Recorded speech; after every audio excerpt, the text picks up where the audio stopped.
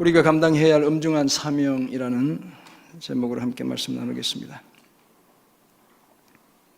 제가 요즘 원래 들어와서 고향을 자주 가게 됩니다. 우리 사역자들이랑 벌써 2번이나 갔다 왔고, 우리 지역장님들과도 한번 갔다 왔고, 가을에도 아마 추석까지 합치면 한 3번은 더 가게 될 것 같아요. 엄청 자주 갑니다. 제가 친구들, 고향 친구 만나면 청송 군수님으로부터 표창장 하나 받아야 된다고 이야기합니다. 2017년도 말 드디어 제 고향 청송으로 가는 고속도로가 개통되었습니다. 기차도 다니지 않고 고속도로도 없던 그곳에 드디어 고속도로 하나가 생긴 것이죠. 물론 여러 번 고속도로를 갈아타야 하긴 하지만 이제 고향 가는 길이 한결 편해졌습니다. 집에서 출발하면 주로 내비게이션이 영동고속도로를 타라고 가르칩니다. 영동고속도로를 타고 가다 보면 중부 내륙으로 빠지라고 이야기해요. 별일 없으면 쭉 빠져서 낙동분기점을 만나게 되고, 거기에서 당진 영덕 간 고속도로를 타고 영덕 방향으로 달리다 보면 청송이 나오게 되는 것이죠.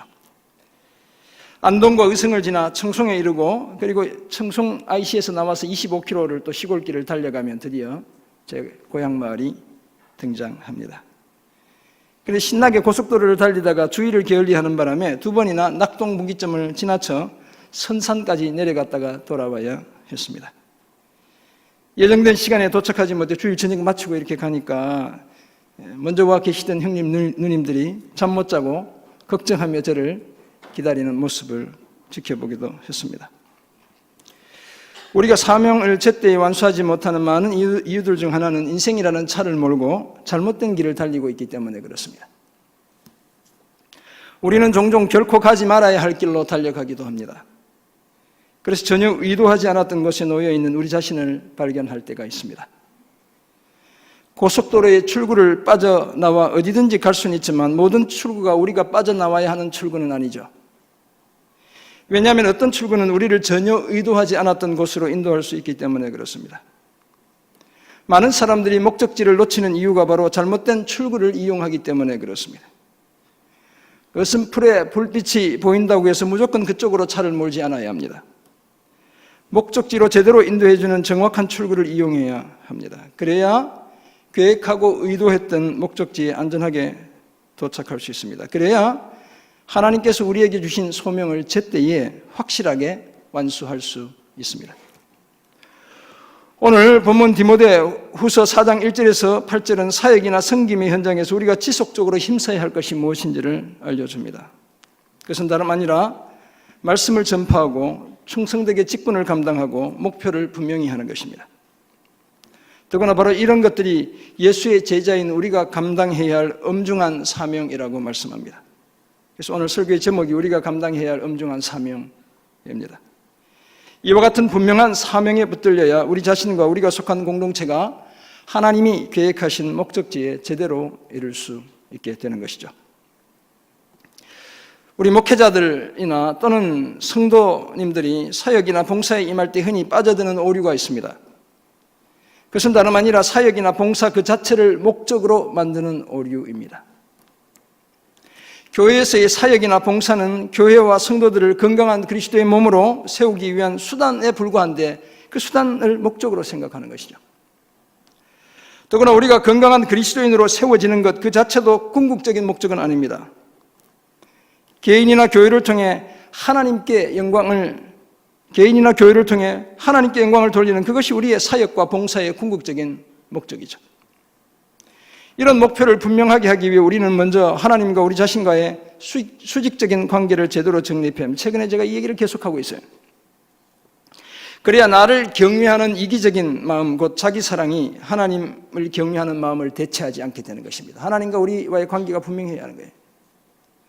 사람들로부터 인정받고 칭찬받고 싶은 마음이 하나님을 진정으로 예배하는 마음을 빼앗지 않게 되는 겁니다.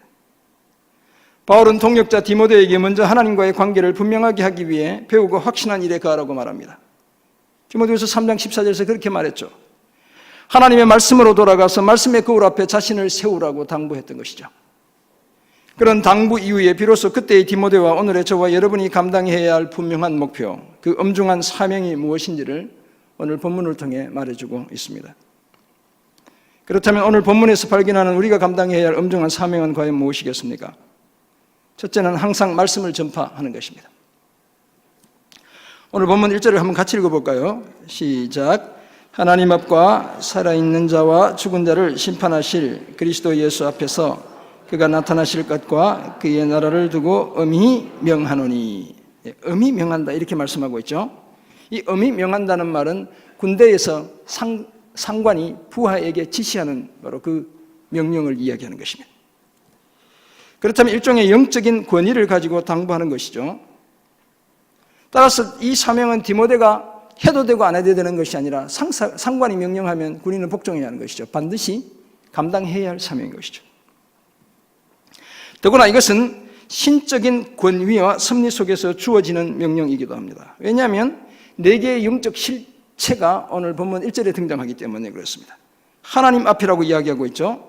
살아있는 자와 죽은 자를 심판하실 그리스도 앞이라고 이야기합니다. 그리고 그리스도의 재림과 그의 나라를 염두에 두고 엄히 부탁하고 있기 때문이죠.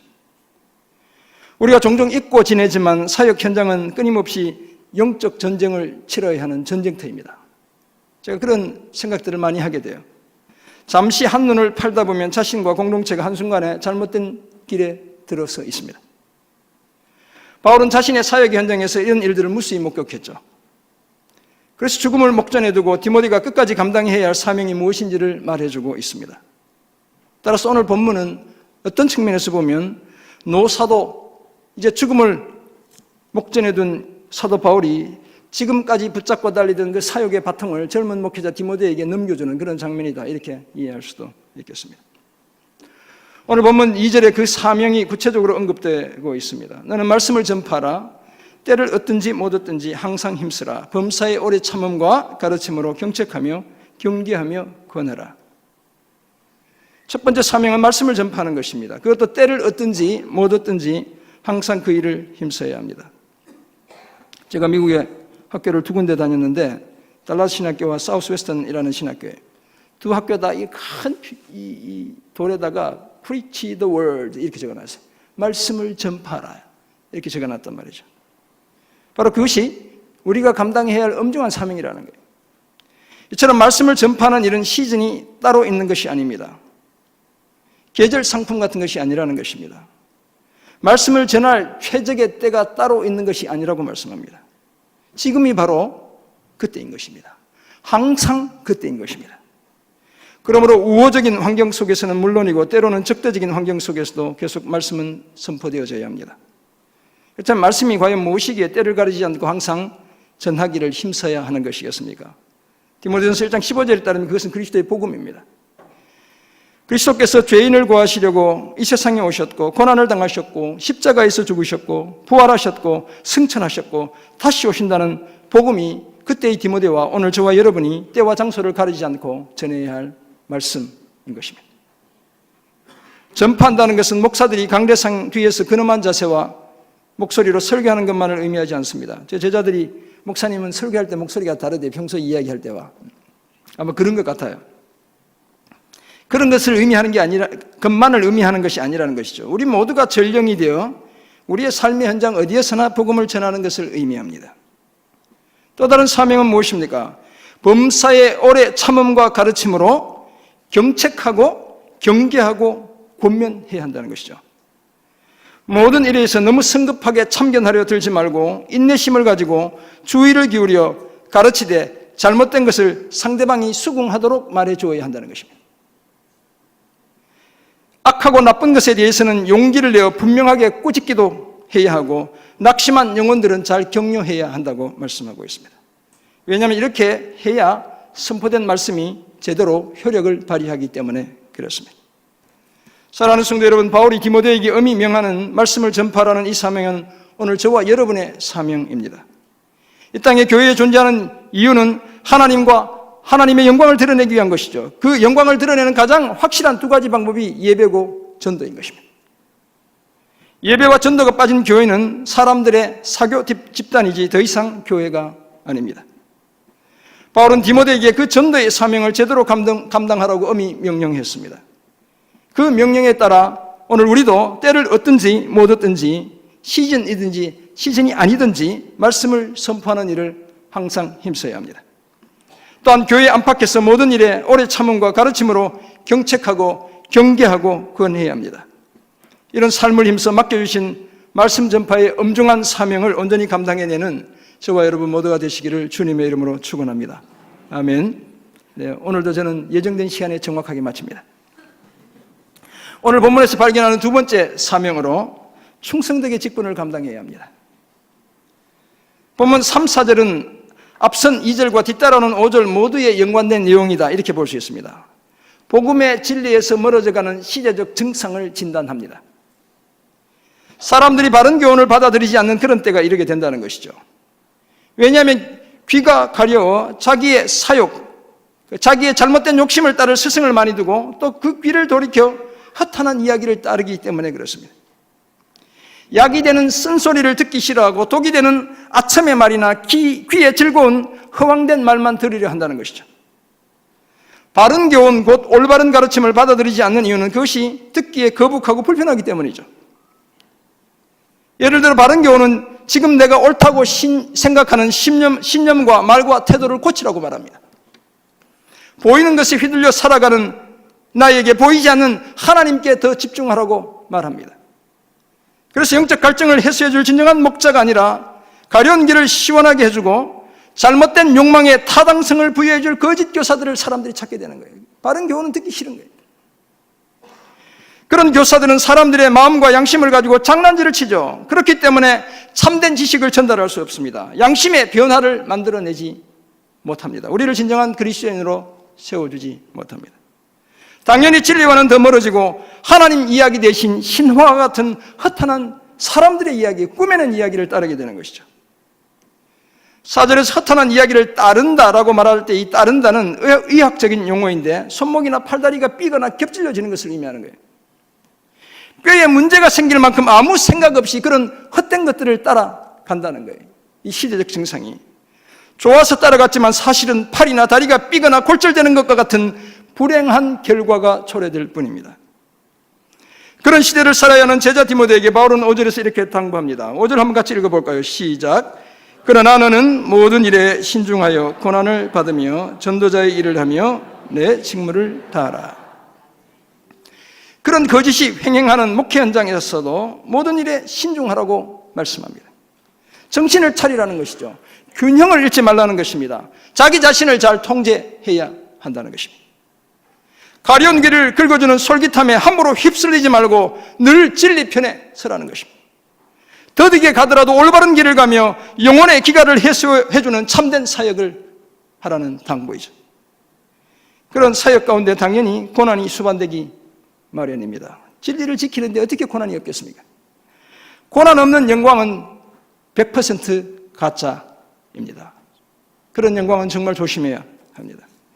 거짓에 도전이 없는 진리는 진리가 아닐 가능성이 거의 100%예요.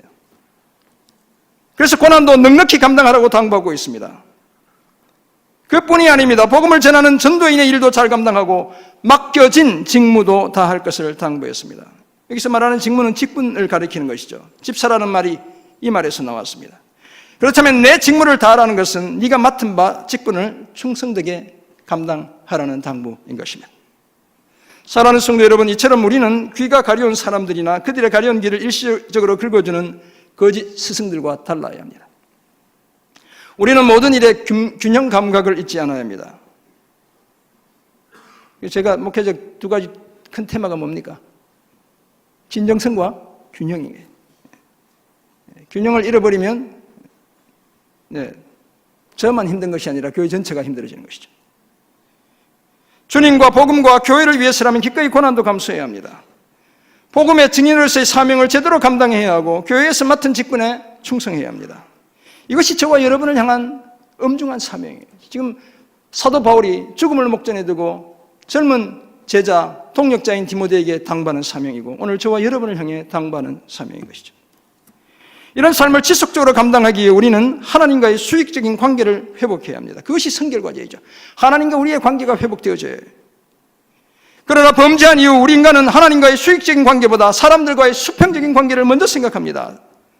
사람들의 위로, 사람들의 칭찬, 사람들의 동의에 더 목말라 하는 존재가 바로 오늘 저와 여러분이죠. 그래서 하나님이 전하라고 당부하신 진짜 복음 대신 사람들이 듣고 싶어하는 복음을 전하는 거예요. 이것이 오늘날 많은 목회자들의 실수이고 잘못이죠. 이런 시대를 사는 우리가 어떻게 하면 하나님과의 수익적인 관계를 제대로 회복할 수 있겠습니까? 그러기 위해서 우리는 하나님의 음성을 먼저 들어야 해요. 하나님의 말씀 곧 복음의 진리를 경청해야 합니다. 그리고 그 말씀 위에 또는 그 말씀 안에 우리 자신을 세워야 합니다. 또한 그 말씀이 우리 안에 거하게 해야 하는 것이죠. 그래서 말씀을 따라 생각하고 말씀을 따라 말하고 말씀을 따라 행동해야 합니다. 그 중에 하나가 무엇입니까? 복음을 전하는 것이죠. 충성된 직분자로 우리는 사람들이 듣고 싶은 얘기를 해주는 것이 아니라 신화를 이야기하는 것이 아니라 하나님이 들려주신 하나님의 이야기를 전해야 하는 것입니다. 그저 잠시 인기를 끄는 성공 스토리가 아니라 생명을 살리는 진리를 말해줘야 합니다. 이것이 바로 저와 여러분이 충성되게 감당해야 할 직분이고 엄중한 사명입니다. 이 사실을 기억하고 모든 일에 신중하고 기꺼이 고난도 받고 전도자의 일을 하며 주께서 맡겨주신 직분을 충성되게 감당하는 저와 여러분 모두가 되시길 주님의 이름으로 축원합니다. 아멘. 오늘 본문에서 발견하는 마지막 엄중한 사명은 흔들림 없이 목표를 분명히 하는 것입니다. 바울은 본문 6절에서 8절을 통해 하나님께 온전히 드린 자신의 삶과 자신이 감당해온 선한 싸움과 직접 달려온 그 믿음의 길, 그리고 장차 누리게 될 하나님의 보상에 대해 언급하고 있습니다. 하나님으로부터 받게 될 의의 면류관이라는 흔들림 없는 목표가 있었기에 끝까지 그 길을 달려갈 수 있었습니다. 그 내용을 자세히 들여다보면 6절에서 이렇게 고백하죠. 전제와 같이 내가 벌써 부어지고 나의 떠날 시각이 가까웠다는 것입니다. 바울은 자신의 죽음이 임박했다는 사실을 자각하고 있었습니다. 이제 내가 죽을 날이 멀지 않았구나. 이제 내가 순교의 희생제물이 될 날이 멀지 않았구나 생각하는 것이죠. 그래서 자신이 전제와 같이 부어졌고 떠날 시각이 가까워졌다고 말하는 것입니다. 우리가 잘 알지만 전제는 드링킹 오퍼링이죠. 부어서 드리는 포도주 같은 걸 제물에 부어드리는 제사의 어떤 한 형태를 이야기하는 것이죠. 각종 제사의 제물에 포도주를 부어드리는 것을 의미합니다. 복음을 전하는 일에 자신의 전생일을 다 쏟아부었다는 거예요. 정말 우리가 바울처럼 이렇게 고백할 수 있었으면 좋겠어요.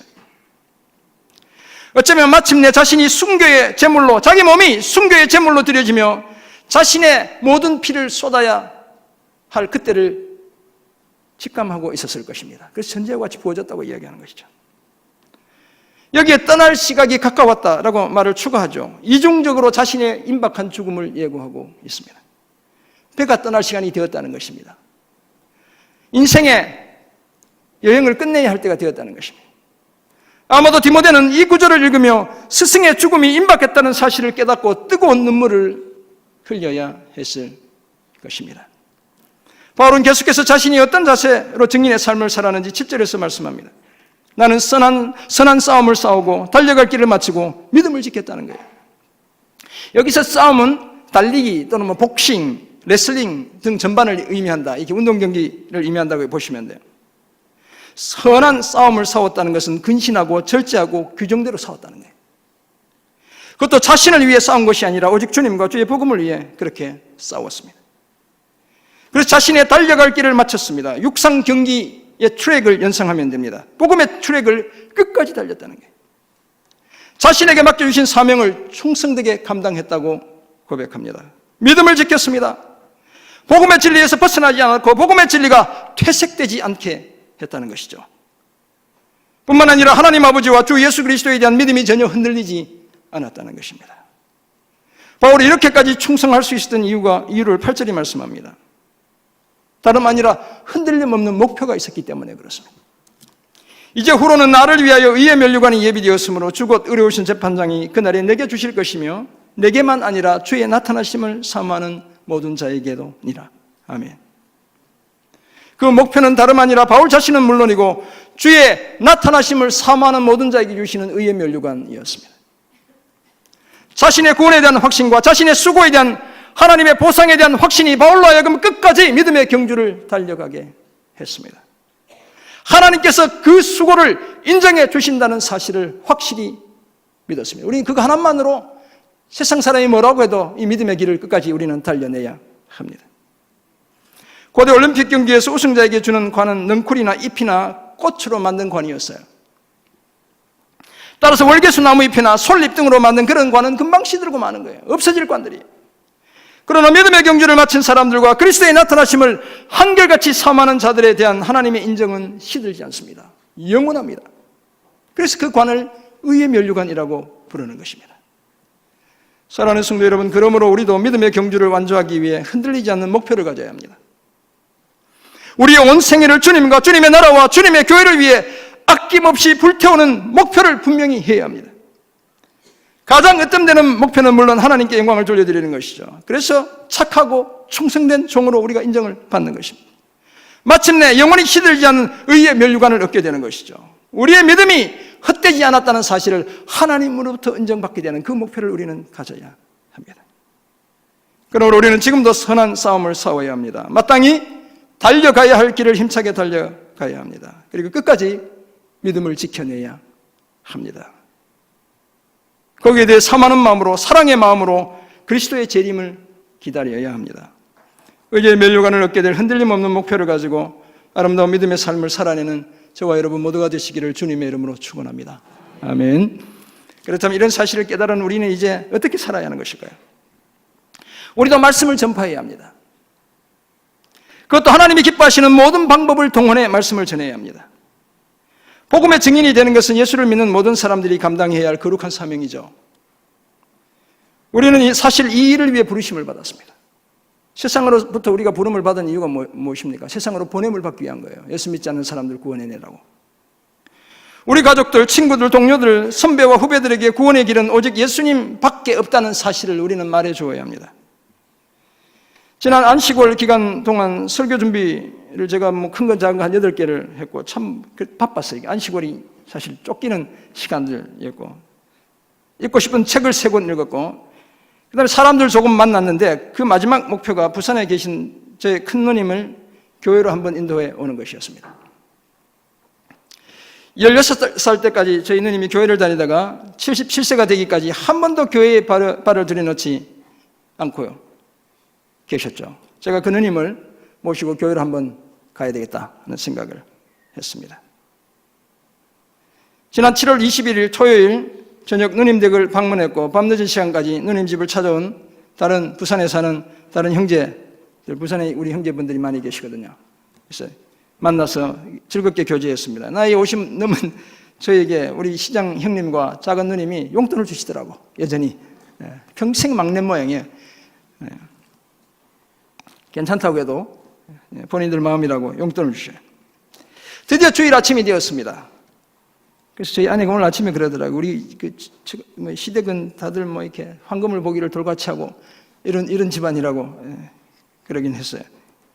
주일 아침이 되었고 교회를 가려는데 큰 누님이 전혀 따라 나설 채비를 하지 않는 것이 없습니다. 제가 이미 다 얘기했는데 누님 모시고 교회 가야 한다고. 아무래도 다른 기회는 없을 것 같아 제가 우리 누님에게 이렇게 말했습니다. 그러니까 교회에 계시는 우리 집사님들에게 누님 모시고 교회를 가겠다고 약속하고 내려왔다고. 안식월 시작하기 전에 제가 주일 구역장 공과 시간에 그 소망을 나누었기 때문에 거짓말이 아니에요. 진짜를 얘기한 거예요, 제가.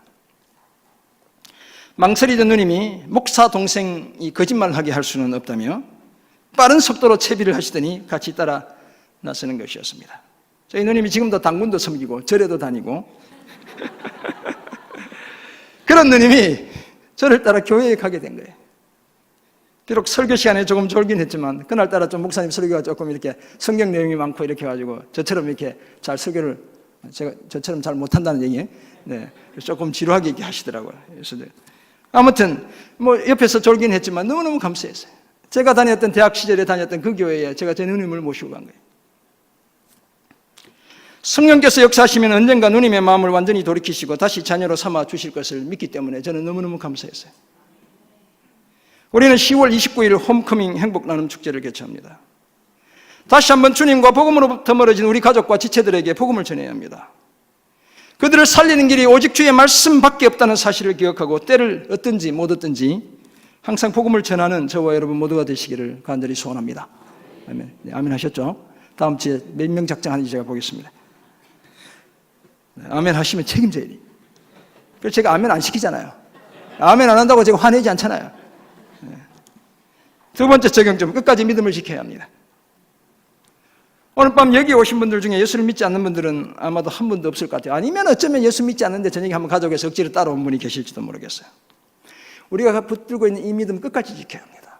죽을 때까지 가져가야 해요. 제가 얼마 전 목양실에서 2003년 서울에서 청년 사역할 때 청년들과 함께 단기 선교를 다녀온 후 기록한 선교 보고서를 보게 되었습니다. 그래서 우리 사역실 사람들 자랑하고 보고서 앞으로 이렇게 쓰라고 책자로 아예 만들었거든요. 다녀와서. 그때는 정말 열정이 대단했던 것 같아요. 지금은 담임 목회하면서 눈치를 너무 많이 봐. 저 사람들이 얼마나 피곤해할까. 그래서 못 시켜요, 제가. 그 표지 사진에 저를 포함해 그리운 얼굴 18명이 들어있었습니다. 그중에 이미 목사가 된 친구가 2명, 곧 목사가 될 친구가 1명, 그리고 목사의 사모가 된 자매가 2명이나 들어있는 거예요. 너무너무 감사하죠. 그런데 안타깝게도 믿음을 떠난 친구들도 여럿 보였습니다. 젊은 나이에 단기 선교까지 다녀올 열정을 품었지만 지금은 교회와 등지고 사는 그런 사람들이 그 속에 있었기 때문에 그렇죠. 그러므로 한때의 열정만으로 부족합니다. 사랑하는 청년 여러분, 한때 나도 단기 선교 다녀와서 이걸로는 부족한 거예요. 꾸준히 믿음의 길을 달려가야 합니다. 끝까지 믿음을 지켜야 합니다. 그래야 의로우신 재판장이신 주님이 주시는 의의 면류관을 얻게 되는 것입니다. 그 주님으로부터 착하고 충성된 종이라는 인정을 받게 되는 것입니다. 이 사실을 기대하며 끝까지 믿음의 길을 달려가는 저와 여러분 모두가 되시기를 간절히 소원합니다. 요리기구들은 절대로 스스로를 섬기지 않습니다. 주방에 있는 요리기구들이 자기네들 먹고 살자고 요리에 동참하지 않죠. 토스트는 절대로 자신이 구워낸 그 토스트를 먹는 법이 없습니다. 누가 먹어요? 내가 먹고 내 자식들이 먹는 거예요. 냉장고는 절대로 자신이 그 음식을 먹기 위해 음식을 냉장시키거나 냉동 보관하지 않습니다. 냉장고가 음식 먹는 거 보셨어요, 여러분? 스토브나 전자레인지도 절대로 자기가 음식을 먹기 위해 요리하지 않습니다. 그 뜨거운 열을 자기가 먹기 위해 요리하면서 견뎌내지 않죠. 여러분, 병따개도 마찬가지예요. 절대로 자신이 그 병 속에 들어있는 음료를 마시기 위해 병따개가 병을 따는 법이 없습니다. 모든 요리기구들은 다른 누군가를 섬기죠.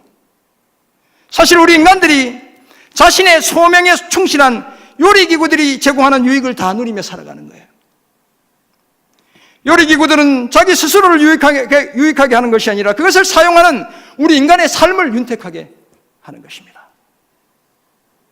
하나님 우리에게 맡겨주신 사명도 마찬가지입니다. 우리 사랑하는 사역자 여러분, 우리 성도 여러분, 우리가 이곳에 존재하는 것은 나의 유익을 위한 것이 아니라는 사실을 알아야 돼요, 여러분. 물론 궁극적으로는 주인이신 하나님으로부터 칭찬을 받는 유익이 있게 될 것입니다. 의의 면류관을 쓰게 되는 유익이 당연히 있죠. 그러나 1차적으로는 우리의 사명을 완수해 하나님과 다른 사람을 유익하게 하기 위해 우리가 존재하는 것입니다. 그래서 조이라고 얘기하잖아요. Jesus first, others second, you third라는 거예요. 우리의 직분에 충실함으로 하나님 사랑과 이웃 사랑이라는 엄중한 우리의 사명을 완수해 가야 하는 것입니다. 사랑하는 성도 여러분, 바울은 자신의 편지를 마무리하며 디모데에게 결코 너 자신을 유익하게 하라라고 말하지 않습니다. 신적 권위를 가지고 엄중하게 명하는 것은 다름 아니라 다른 사람을, 교회 공동체를 유익하게 하라는 것이죠. 그 일환으로 항상 힘써 말씀을 전파하라고 합니다. 모든 일에 신중하고 고난을 받고 전도자의 일을 하고 맡은 바 직분에 충실하라고 당부하는 것입니다. 거기에 대해 흔들림 없는 분명한 목표를 가지고 끝까지 믿음의 길을 달려가라고 말합니다. 이렇게 말할 수 있었던 이유는 의로우신 재판장이신 예수님이 주실 의의 면류관을 확신했기 때문에 그렇습니다. 그러므로 오늘 우리도 항상 말씀을 전파해야 합니다. 끝없이 끝까지 믿음을 지켜가야 합니다. 흔들림 없이 믿음의 이 길을 달려가야 합니다. 이런 일을 통해 우리의 엄중한 소명을 완수함으로써 하나님으로부터 인정받는 그런 저와 여러분 모두가 되시기를 주님의 이름으로 축원합니다. 아멘. 기도하겠습니다. 하나님 아버지, 오늘 선포된 이 말씀은 저를 향한 말씀 되게 도와 주옵소서. 목회 이 자리, 섬김의 자리 되게 하시고 주님의 나라, 주님의 교회, 주님의 사람들을 유익하게 하는 그 일에 쓰임받는 자리 되게 도와 주옵소서. 추호라도 하나님 사심이 들어가지 않게 도와주시고 헛된 것 바라보지 않게 하시고 주님의 영광 기대하며 주님이 주실 인정 기대하며 그렇게 달려가는 섬김의 자리 되게 도와 주옵소서. 우리 모두를 주님의 아름다운 도구로 주여 사용해 주시고 주님의 나라, 주님의 교회, 주님의 사람들 유익하게 하는 주님의 사람들 다 되게 하여 주옵소서. 감사드리며 살아계신 예수 그리스도의 이름으로 기도드립니다. 아멘.